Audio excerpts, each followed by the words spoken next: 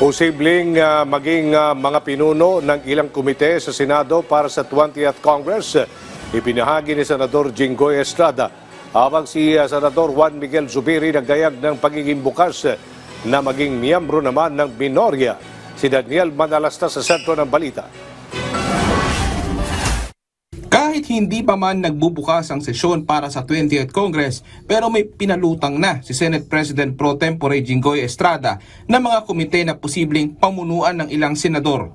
Dapat i-specify niya kung sino. Kasi lahat ng mga committees na inalok, I think qualified. Like, for example, si Senator Mark, naging secretary ng DPWH. Siguro nararapat lang na mapunta sa kanya yung Committee on Public Works.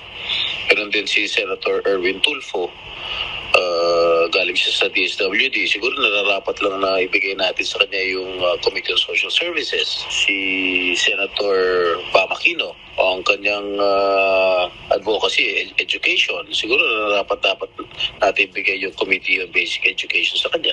Ganoon din si Senator Kiko Pangilinan. Ang forte niya, agriculture. O siguro siya hawak ng Committee on Agriculture. Ganun. Sabi pa ni Estrada, posibleng si Senador Sherwin Gatchalian ang humawak ng Senate Committee on Finance, habang si Senador Rodante Marcoleta naman daw ang posibleng sa Senate Blue Ribbon Committee. Kinumpirma rin ni Estrada na mukhang mananatili si Senate President Francis Escudero bilang Senate President ng 20th Congress. We have enough numbers, more than 13 I suppose.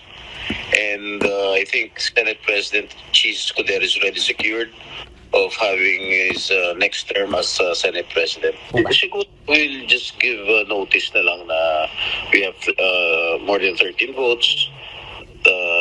Ganun pa rin si Senator Chis pa rin mananatiling Senate President. Probably we can call it supermajority. Pero ang grupo naman ni na Senador Mig Zubiri hindi pa rin umaatras.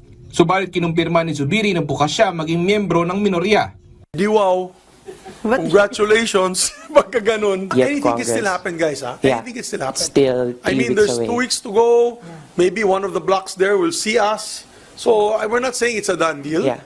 Although, signature-wise, I think it is. Marami nang pumirma doon. Pero sa resolution, I think may over 13 na sila.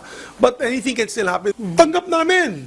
Ako gusto ko, I started my career as a minority member. I will end my career as a member of the minority. Okay sa akin yun. Paglilinaw naman ni Estrada sa mga susunod na linggo, maaaring may mga mangyari pa. Pero umaasa siyang hindi magbabago ang isip ng mga kasamahang senador. Daniel Manalastas para sa Pambansang TV sa Bagong Pilipinas.